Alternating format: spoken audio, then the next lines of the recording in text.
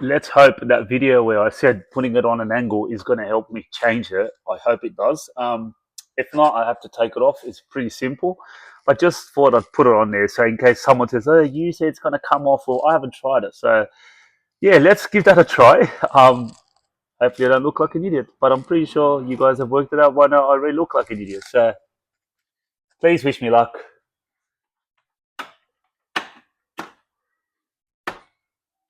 Okay, I'm going to have to take it off the mount. I'll tell you why. I've only got metric Allen keys. It would have easily worked. My issue is everything from America is imperial. Um, so yeah, that's a fail. But I just don't have imperial Allen keys that aren't bulky like these. You can't really put them in an angle, but they're my imperial set. Um, yeah, imperial comes in handy if you work on a Ford, and that's about it in Australia. I think everything else is metric. So any Americans out there, you'll be killing it. As far as Aussies, yeah, we're most likely gonna have metric shit. We do sell imperial, but we rarely use them.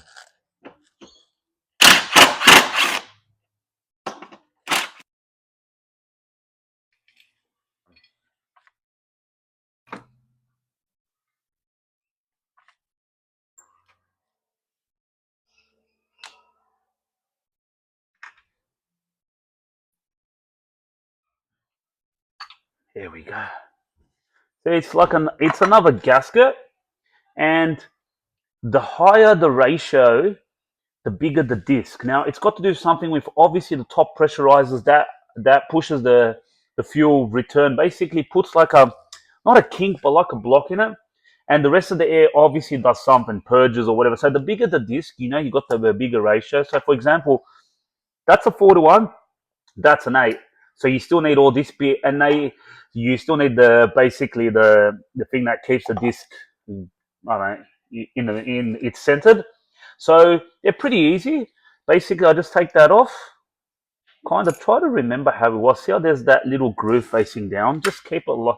Just remember that. So and then you just basically go the groove facing down.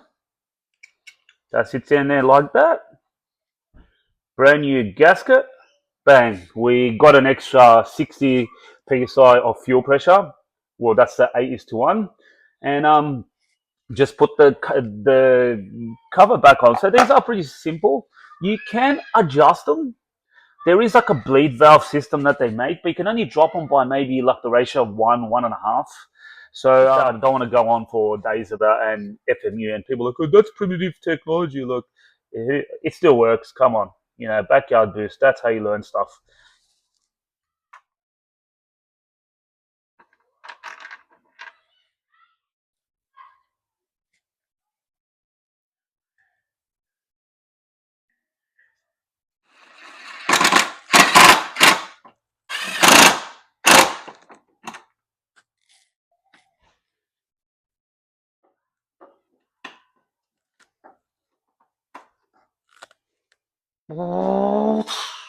Hey, so now we go for a drive. I'm gonna put the wideband at the back. Gonna try to get some decent camera angle. The last time we went for a drive, I got my missus to hold the camera. She did a good job, but she can't physically hold the camera to the back. So I'm gonna try my best to get a bit of a better angle so you guys can at least see the wideband. And I hope it does not run too much reach because I'm gonna try on 32 base pressure, 32 psi. That should drop the injector within where I want it to, but if not, I can turn it up. I got up to 40, 45. That's the maximum headroom, and it seems like the car is compensating pretty well. So these cars are a bit smarter than they look. Um, we'll go for a drive. Hopefully, we don't need to make an adjustment on the spark plugs. There's a misfire if that happens. I hope not. That's about it. Let's try to drive safely, but still tune the car. I'm not going to be able to get any third gear or fourth gear pulls. I'll just look at second gear. If second gear is like sort of on the slightly rich side, then it's going to be okay. Third, fourth, and I can do the R&D at night on a highway, not in a suburbia. It's not smart. It's not nice as well. So yeah, let's go for a drive, eh? Okay, so the question I get asked is, what does the car actually sound like? Now, The noise you hear now, besides the bells, there's a little leak on the actual cutout valve, because when you put your hand on the dumpy can and I pull, it is literally dead silent. So it's still very quiet. I'll show you what the car sounds like with the valve closed, which is this, and I'll give it a bit of a rev, but you can hear the cannon, and then I'm going to open the cannon and go full 2.5 inch and show you what it actually sounds like. So this is with the cutter valve closed. Sounds pretty, I don't know, tame. And then when you open up the exhaust, see that? And then you close it. So I hope you caught that, because I'm running now the dual microphone setup. It is good. I do have an idea on how to seal that cutout valve, so it'll be dead silent. But my missus reckons still it sounds very tame, and that's probably a good thing. But I do want to kill the noise completely. Okay, so going for a drive, the car's just naturally running a lot more rich, but I did get an O2 sensor fault. Now I'm thinking the O2 sensor fault, that may have been just faulty O2 sensor, because it's saying it's the front bank. Now I cleared the code, but you got to remember when the O2 sensor goes down, it goes into open loop, and open loop is something pretty much, it runs without trying to make any fuel corrections and just a fuel map. Now I'm not too worried. I want to see what it does under boost. It seems like the fuel pressure is around 32, 33, 34 psi. We can play around with that, but I'm just going to monitor the O2 sensor. But like, see, it seems fine, but then it's a tad lean coming on boost. There's a few things as well that can affect it. What I'll do is I'll pull over, I'll make a few corrections, and then I'll get back in and we'll see if that fixes anything. Okay, so I made a few corrections. Now, another reason why the car could be running rich is because the actual wideband sensor itself, the one I plugged at the back, is pretty much the size of the exhaust. So I don't know what is farting out, but now what I can do is go back home, change the sensor over, put it where the cannon is, and actually get proper readings. Because like I said, I'm not going to thrash barely on the actual with the closed exhaust, but I'll still check it. But there'll be another way. But if it's running good through the 2.5 inch, then I'll call that a win, because I feel like the car's being choked just by the rear exhaust being blocked. And yeah, I'll pull over, I'll go home, I'll put the oxygen sensor, and yeah, we'll not the oxygen sensor, the wideband oxygen sensor, and we'll go from there. Oh yeah, and a shout out to my wife. I don't know if she's being serious or she's got a sense of humor. She got the fire extinguisher, and it does actually fit in the ramen holder. So, champion, you don't know, it's $20 insurance. Thing catches fire, just run away. But if not, yeah, try putting it out, I guess. Okay, so there's another trick that I got taught by Uni Group. They're in Sydney. They used to be in Giveaway, I think they moved. Legends, is that you can actually, if I have the cutout valve only half open, like now, I can still get the proper air-fuel ratios running, some to the back, some to the front, because obviously the exhaust itself holds the air-fuel ratio. You only need a sample. Now, I'm sampling it now, and the car seems to be running a bit better with the flap slightly open. Now, if I get on boost, I'm going to watch it.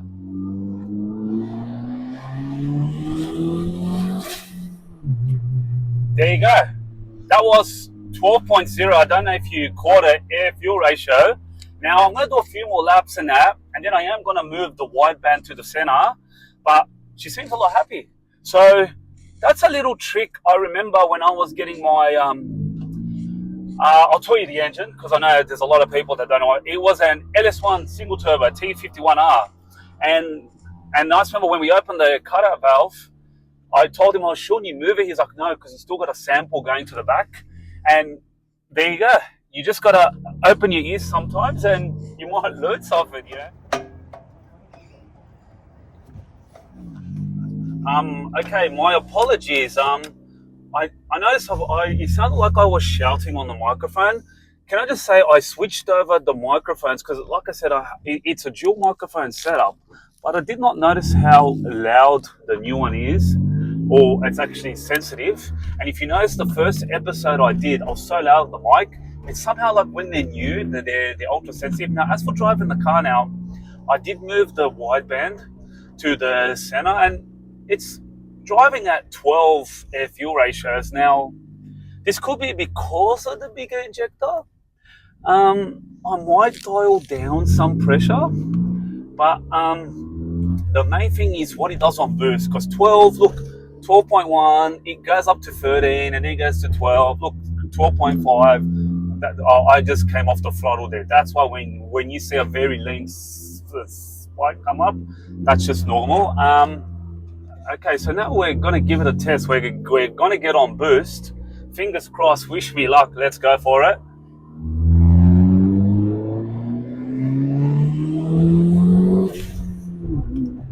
Okay. You want the good news or the bad news? Good news, we got boost. And it's holding to around 12 to 11.6.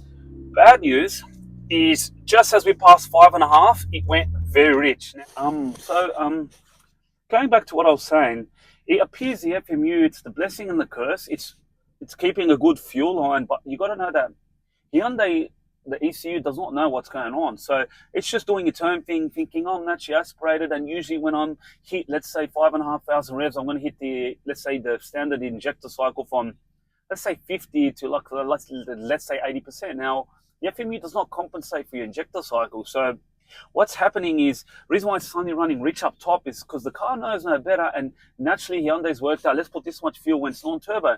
Now, I'm still pushing that 80 PSI fuel in there, but then suddenly the injector cycle is just going even more, and that's why it's just going rich, because it doesn't know that you're turbo.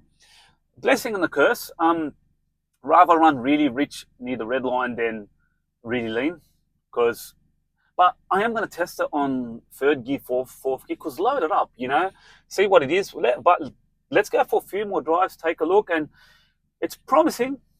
I'll take it. I'm just going to, like I said, take a look for any oil leaks and that, because don't forget now the car's being loaded up, but she seems happy. And as for the fuel, as for the fuel pressure, I'm going to give it another, a bit of gas. I'm keeping it under the speed limit, by the way, so because it's very easy for me to shove it into third gear. Okay, it's 34 PSI driving normal. Now, I guesstimate it will hit around 80. Now, when I get on it, there you go, 80. So just in case you are wondering, that's just my mathematics from episode, I think the fuel episode. So it's nice when it all comes into play. Now I'm just going to take the car home and just check for leaks and just do a bit of a rundown from there, and we'll go from there.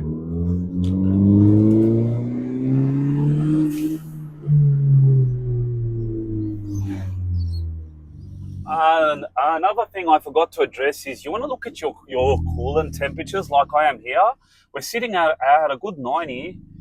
I'll take it because we did change the firmware fans. So you got to know that you want to make sure the car's running in its happy state. So that's a plus. One thing I haven't done is the first gear takeoff. I think I might do that, just see how she behaves and how much lag we have to put up with. Okay, we'll just take off normal and just get on it. Check the air fuel ratios. There goes the white band. Oh yeah. Okay, so I just checked the engine. Seems fine. Seems no leak. Now it's good. It's running. How do I best describe? I'm happy. She seems happy. Happy enough that if I didn't do anything, you'll still run. Maybe foul some spark plugs in the future. The spark plugs seem to run great. There's no misfire. So, the advice about going a bit colder could be good. I'll know once you open them. There's like a way you can look. There's a spark plug chart online, and it will tell you like a diagnosis if they come up funny. But a lot of time they come up good. Now, what am I going to do? I'm going to drop the base pressure 2 or 3 points. Will it do anything? I don't know, but I am maybe going to get a bleed valve. You know, like those $12 shitty boost controllers. Sorry about the language, although I do seem to swear quite a bit in this video. I can bleed the FMU to see 1 psi less. Now, if it sees 1 psi less, it's going to put 8 psi, because it's an 8-to-1 disc, 8 psi less fuel at 7 psi. No, yeah, at 7 psi. So it'll basically take off one whole, basically one part of its ratio, which is 8:1. So it'll take 8 psi down, and then I can play with my base pressure. If that does help, I'm going to have to confirm that does it, and we can basically drop so instead of hitting 80 psi fuel pressure, we can drop it down. In theory, it means that we got the headroom for 10 psi of boost pressure. That's where the timing issue comes in. I'm going to talk to you guys about timing very quickly and some ghetto trick, but let me just sort it out for a bit and I'll get back to you. Okay, time to go to the board and learn something dumb, because as you know, up to 7 psi, you can run factory timing. But the general rule is, if you were running an engine management, you pull a degree and a half per psi, and then you just start adding timing. But you can get away with 7 psi. This is why FMUs do exist. They're not great, but that's like me. Not great, do the job. Okay. Is there a way that you can pull timing just to be on the safe side on an FMU? Well, yes, it's ghetto, but it first needs a bit of R&D. And the R&D is, I'm going to be driving this car and looking at what the peak intake temperatures hit. Let's say hit 60. Now, all cars pull timing. The more intake temperature gets hotter, it's just natural. All cars do it. You don't know about it because you drive, but from 30 degrees onwards, and that's Celsius, a lot of cars start pulling timing just to save the engine, pinging, all that stuff. That's why there's good fuel, cheap fuel. Yeah, that stuff covers it. Now, if I was to basically, I'll show you this chart. I'll be quick here.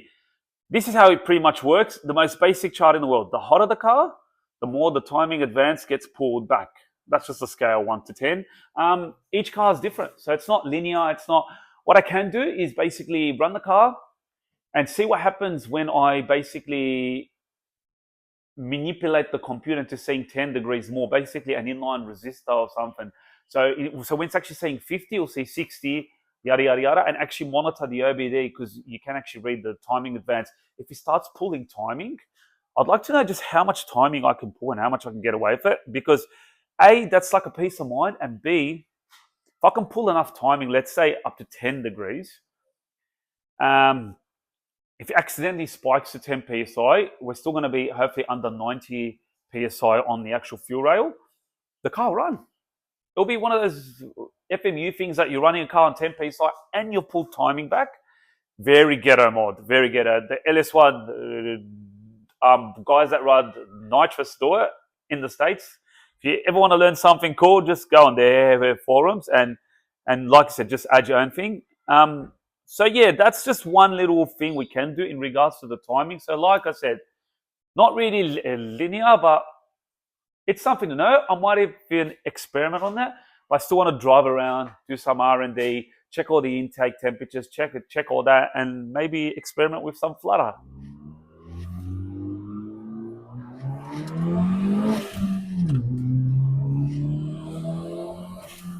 There you go. As soon as we drop the base pressure, it no longer sees an air fuel ratio of 9, which was terrible. Now it's 10.3, I think, but I think it's only hitting 0.3 because I'm coming off that 10.3 because I'm coming off the accelerator and suddenly it's going rich, and the FMU has to quickly recorrect. Seems a lot happier now. So I am going to just, like I said, the intake air temperature is 45 degrees. So what's that mean? Now, seems like the intercooler is doing a decent job. If you keep it under 50, you know it's working. And if you're not always thrashing, you give it a chance to actually cool the core. And 7 psi is not a lot to basically put any sort of pressure on the intercooler to make it fail. But you still got to monitor these things. So yeah, just thought I'd run that by you guys, and we'll just go for a bit more boosting, eh?